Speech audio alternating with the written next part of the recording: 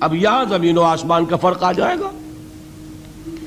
ایمان دل میں اتر جائے تو کون نہیں جانتا کہ دل میں جو بات اتر جائے وہ عمل پر ضرور اثر انداز ہوتی ہے. یہ بات سیدھی سی ہے. دل میں یقین ہو عمل اس کے مطابق ہوگا. 2 اور 2 4 کی طرح مثالیں دے دوں آپ کو. آپ کو یقین ہے آگ جلاتی ہے, آپ ہاتھ ڈالتے ہیں اس میں, کیوں؟ یقین ہے کہ جلاتی ہے, لہذا کوئی شخص ہاتھ نہیں ڈالے گا. غلطی سے پڑ جائے تو پڑ جائے, جان بوجھ کے کون ڈالے گا؟ اچھا میں بلکہ یہاں تک کہا کرتا ہوں کہ یقین تو بڑی دور کی شے ہے. گمان بھی ہو, گمان, اس کا نتیجہ بھی عمل میں نکل آتا ہے. کون شخص نہیں جانتا کہ سارے سانپ زہریلے نہیں ہوتے؟ معلوم ہے نا. لیکن جو سانپ ہے پتہ نہیں کم بخت یہ زہریلا ہو, ہے کہ نہیں؟ یقین نہیں ہے کہ یہ زہریلا ہے. ہو سکتا ہے کہ زہریلا ہو, صرف ظن ہے نا, آپ قریب پھٹکتے ہیں اس کے. معلوم ہوا کہ یقین تو بڑی شے ہے. وہ تو میں نے اقبال کے آپ کو شعر سنایا بارہا, یقین پیدا کرے ناداں یقین سے ہاتھ آتی ہے, وہ درویشی کے جس کے سامنے جھکتی ہے فغفوری. یہ اولیاء اللہ کون تھے؟ صاحب یقین ہی تو تھے, اور کون تھے؟ جن کے سامنے بادشاہ جھکتے تھے. شیخ عبد القدوس گنگوہی رحمت اللہ علیہ کس زمانے میں تھے یہ؟ ابراہیم لودھی اور اکبر کا زمانہ, بابر کا زمانہ, جب جنگ ہوئی ان کے مابین. ابراہیم لودھی چل کر آیا ہے کہ بابر آ گیا ہے, میں جا رہا ہوں مقابلے کے لیے, پانی پت کی پہلی جنگ ہونے والی ہے, میرے لیے دعا کر دیجئے. فرماتے ہیں ذرا ہٹ جاؤ, ہماری دھوپ چھوڑ دو. دعا نہیں کی اور وہ شکست اس نے کھائی, مارا گیا.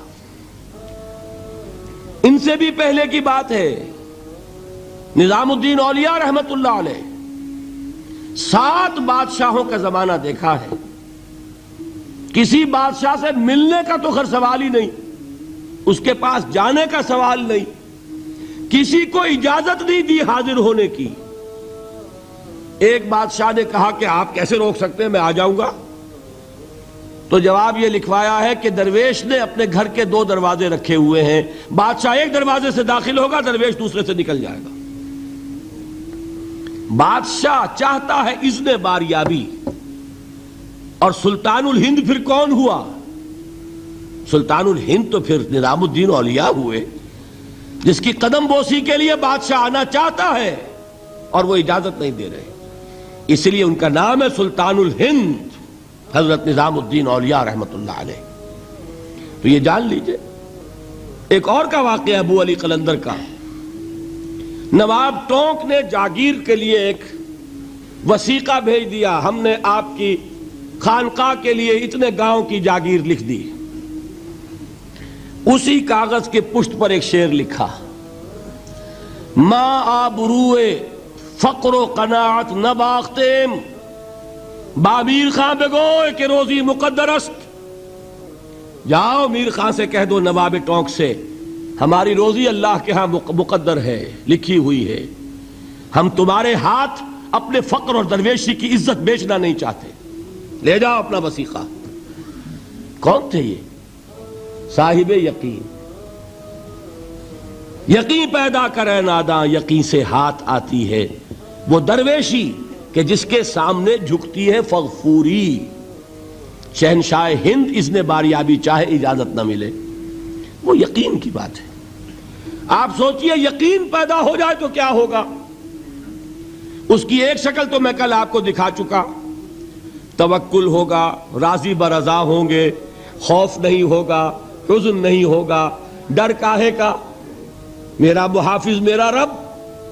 اچھا اس نے ہی کوئی چیز میرے لیے لکھ دی ہے تو کون محافظ ہو سکتا ہے؟ اور اللہ سے بچانے والا کوئی ہے؟ اور ہم اللہ کی طرف سے مقرر کردہ کسی چیز سے بھاگیں گے کیا؟ وہ تو ہمارا محبوب ہے, محبوب کی رضا اسی میں ہے. حاضر ہیں ہم.